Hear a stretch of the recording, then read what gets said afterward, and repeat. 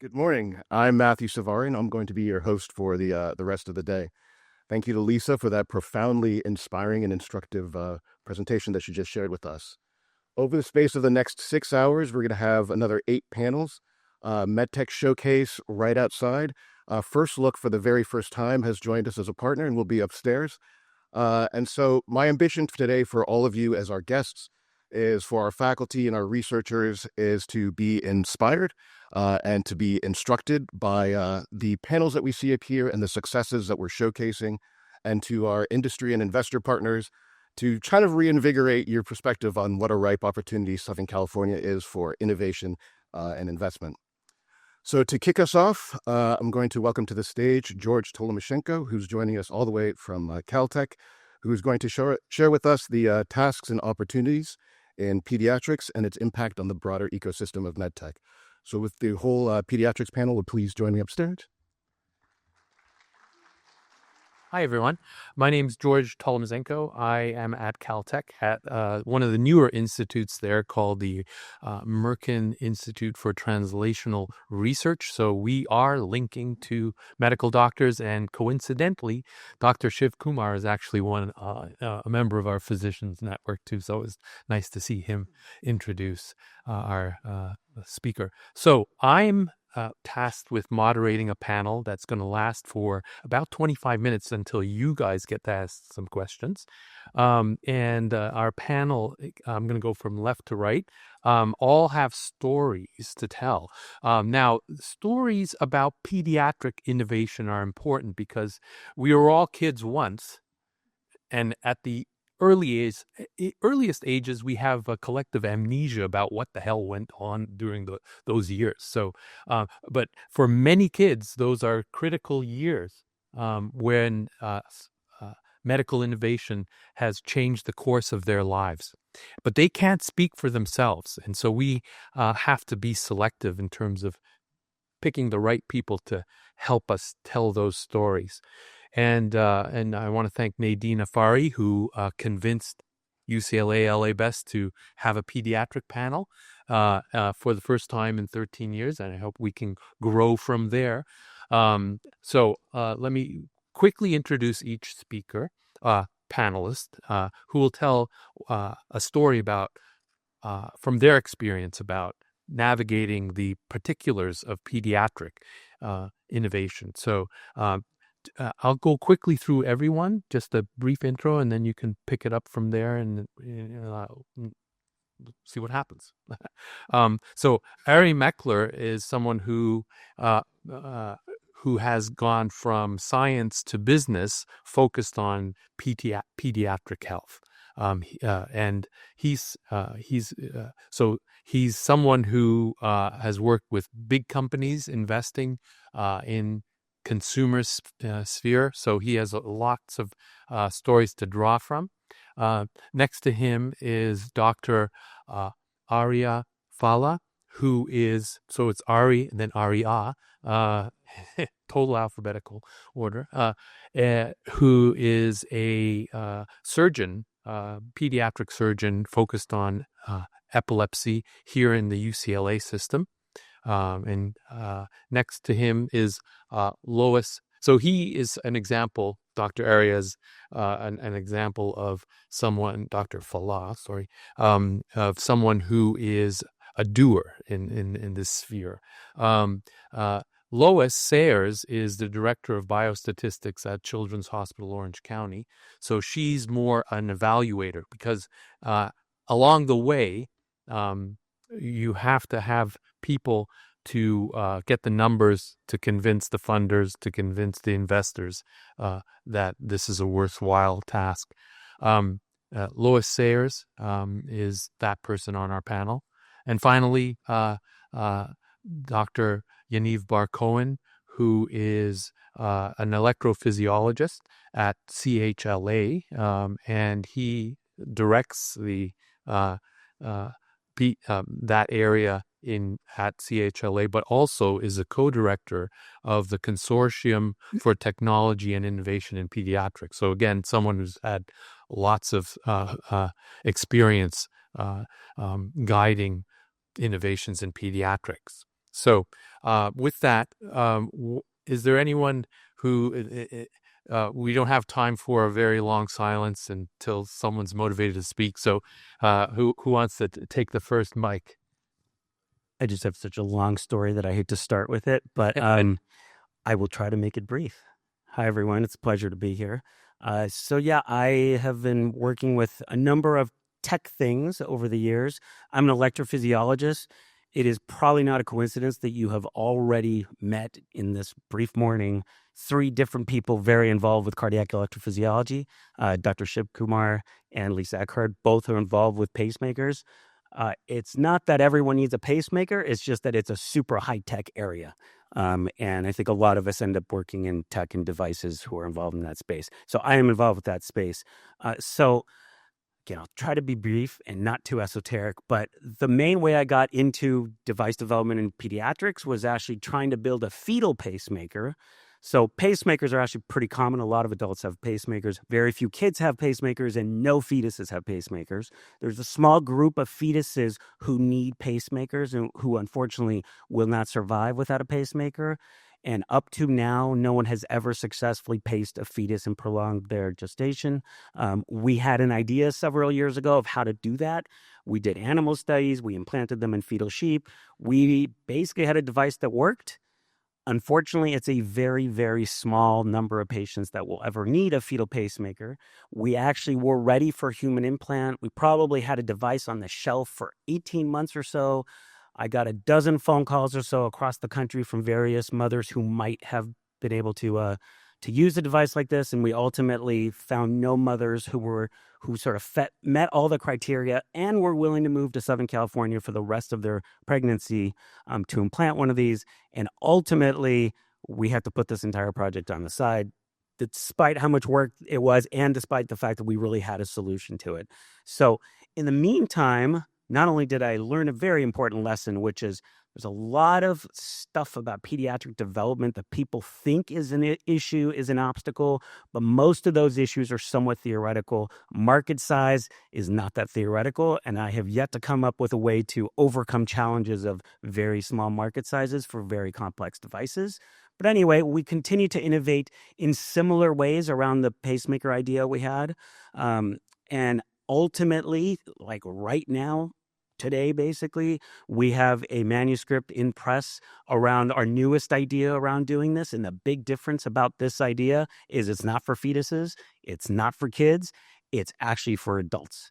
And it's a pacemaker. For those of you who know anything about pacemakers, there's a new type of pacemaker called a leadless pacemaker. So it's putting in the entire pacemaker on the inside of the heart without wires.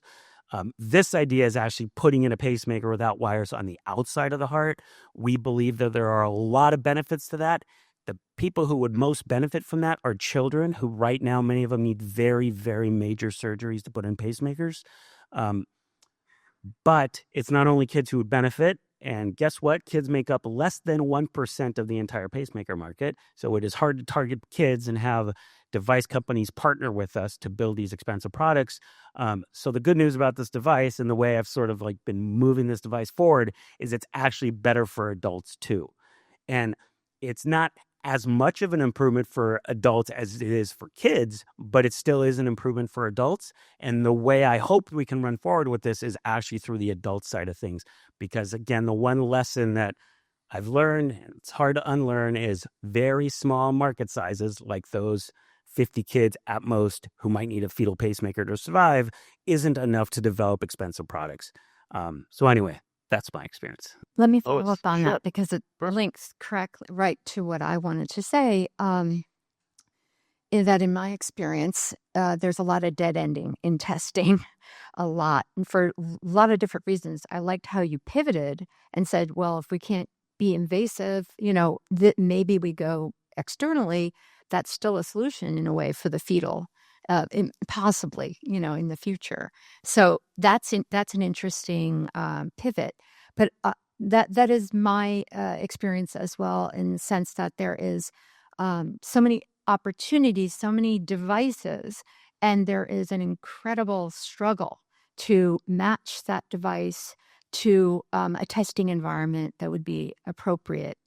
I think my opinion about it, and the FDA might want to shut its ears, is that we really have fallen into a what I would call a hegemony, which means that there's one person or one institution who kind of dominates this landscape, and we all are kind of having to follow that.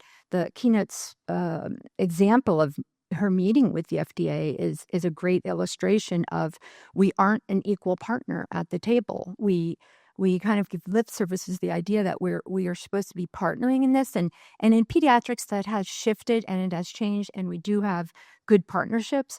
But in my opinion, it's still an adversarial relationship, and we're a lot better off understanding it as that, and then establishing ourselves, the founder, and especially within the testing environment, to ensure that we're in the best position possible, even at the first meeting with the FDA. So there are some innovations, I think, on the testing side that we really need to implement for cost and other reasons, like using virtual patients and simulation. We're not at a place yet there where an individual can just say, "Oh, I simulated this. I didn't need to go into a real fetus," but we will be, and pretty soon, because I think the more people who get into this space and the more collaboration we have, which means creating specialty device research collaboratives. They're can naturally evolve from existing research collaboratives. They engage the experts in the area, MDs. You're able to recruit from around the world. They solve a lot of problems, and they also are probably already researching existing devices. So again, when you say I'm not on a 510K path, why not? Because if you can show what I would call functional equivalence between your device and the other device, why is that different? Why am I not on that 510K path? So who's better to tell that story than the expert, than the 12 MDs who run this collaborative?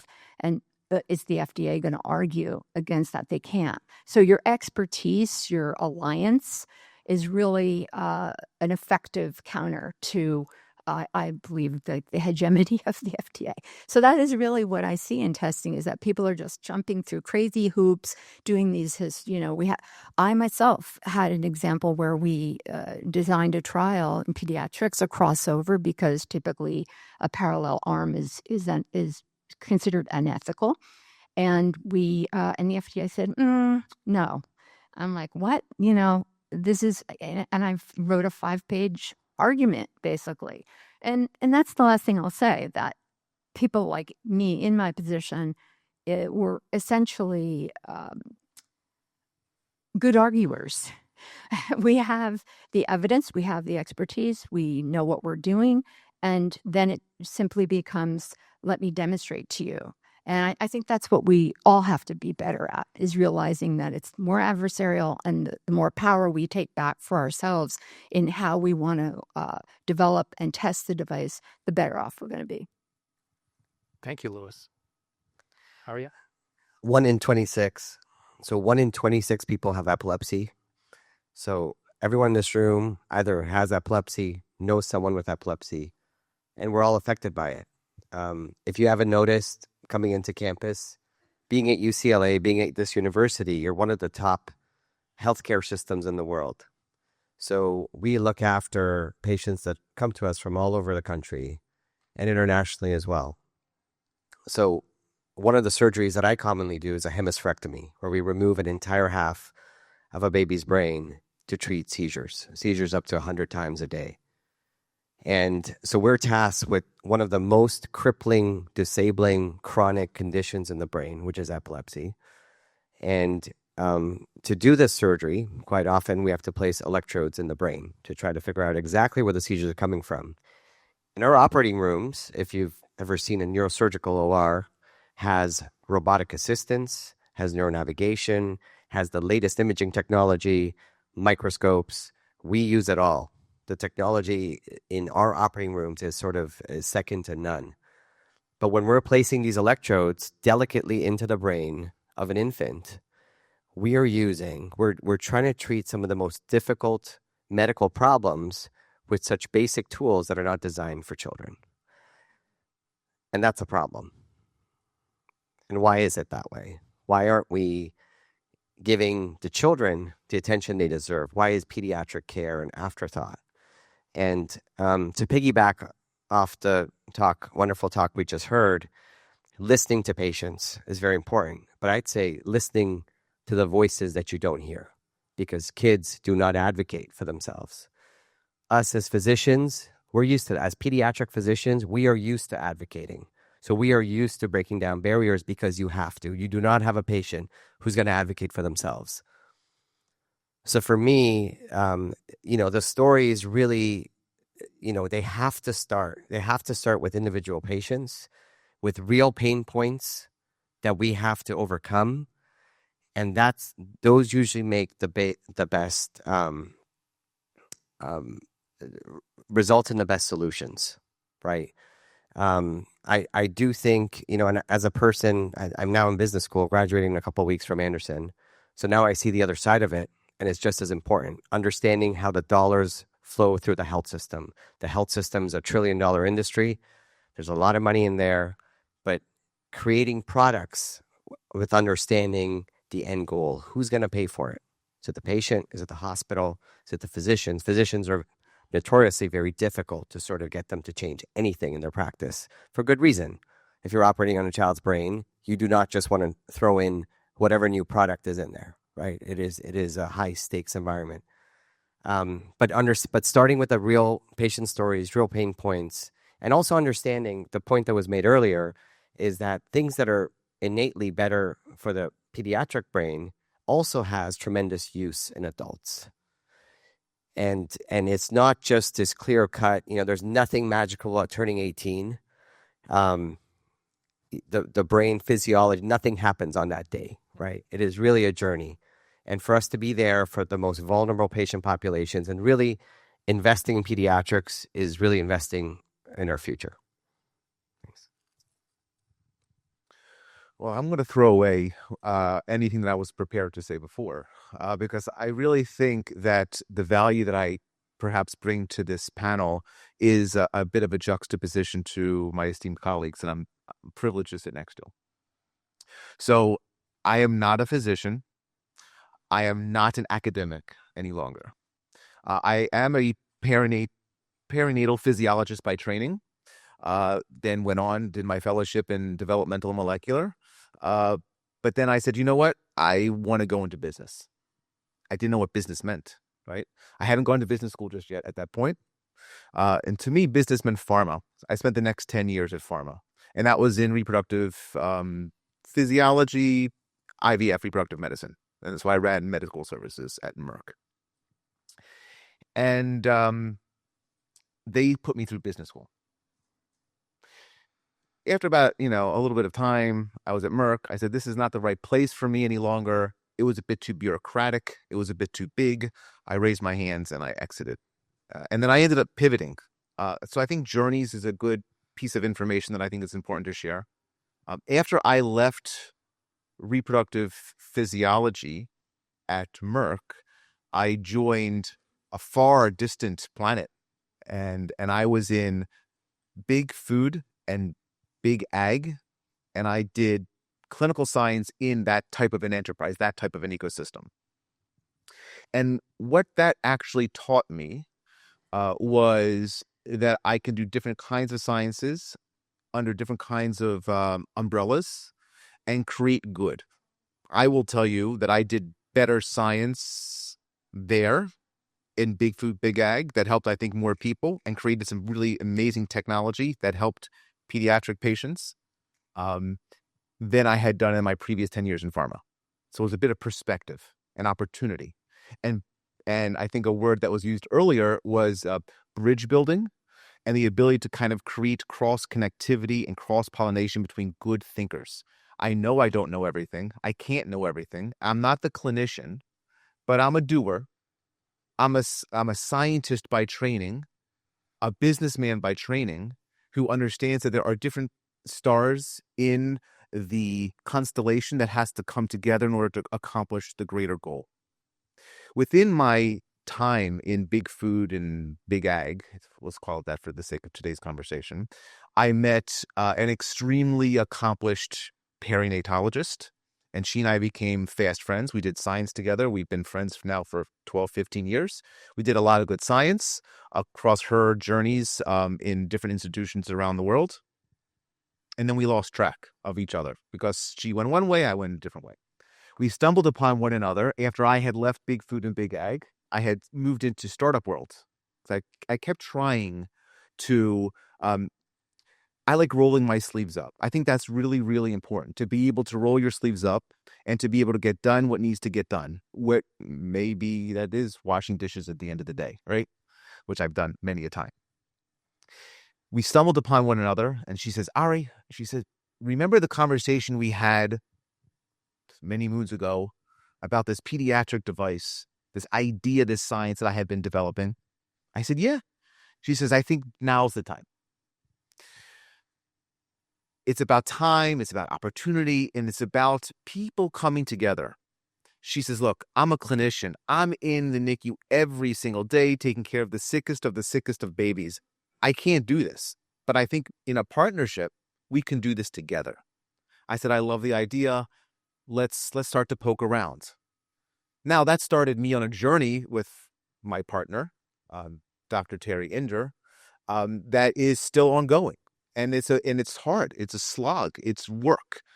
But the ability to create connections between the peoples who know, whether it's regulatory, whether it's stats, whether it's engineering, that ability to connect the constellation is really, really important. And that constellation looks different in pediatrics, perhaps. I mean, I think it mirrors, but I'm learning more and more how that just because it mirrors doesn't mean it's identical. And you need to be able to, you can't shoehorn something. You have to be able to cultivate something.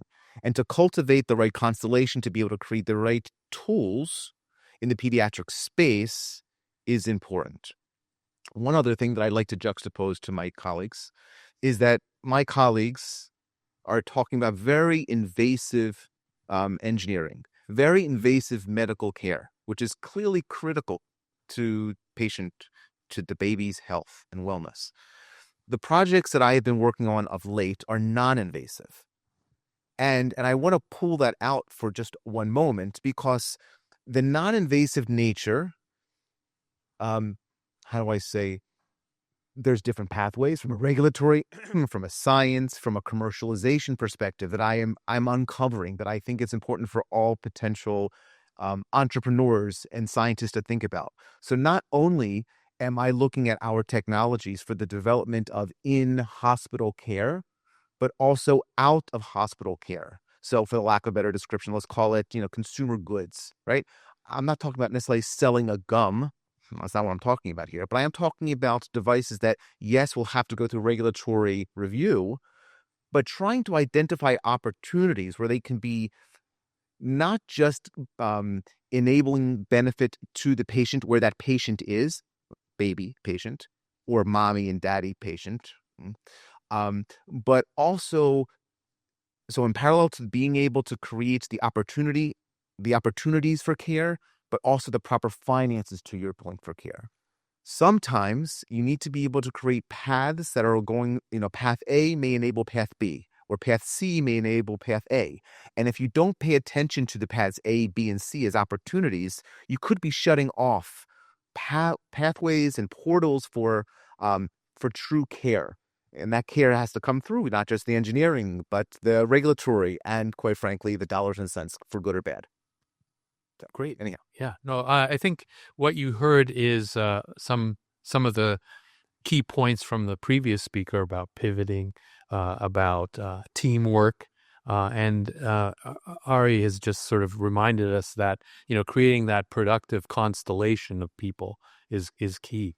And I think one of the things that ran through my mind while listening to all of our panelists was, okay, if this is the worst time for AI can AI help on any of these points, right? So, and rather than me speculating about that, is there anything that comes to mind with that as a prompt among you guys? And then after we hear from our panelists, I'll open it up for questions, because I think one of the things I'd like to leave you all with is the opportunity to connect with any of these people or myself to get the right constellation for your move in pediatrics. So the AI, how is AI going to help you or not? Well, I'm in the how do you do it business, and AI is critical. So I can see that as, an advantage when I'm creating a simulated environment and interacting with it very, very easily and moving through the data. So in real world evidence, this is my home. So I see that as direct. Quick question is like, what's the difference between the simulated situation and the hallucination? That's a good question. Probably not much, except that the simulation has parameters that are estimated from the real world. Yeah. Oh, yeah. I was just going to say my personal story. One of the reasons why I actually went back to school, I'm a forever student, I guess, is because of AI. And AI can be leveraged in so many ways. I mean, I can talk about it medically, but in this space, I'd say take your ideas, put it through AI, ask AI to make it, give me 5-10 more suggestions to improve this idea, and then give me 10 reasons why I would fail. And it's incredible just doing that few minute exercise, the amount of feedback you can get that will actually make you better or allow you to pivot sooner, and save on costs, time, resources. So I think we're truly entering a different era.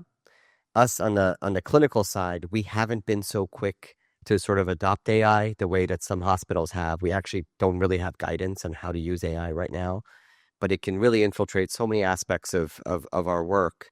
But there's tremendous applicability that I see in this type of tech innovation space as well.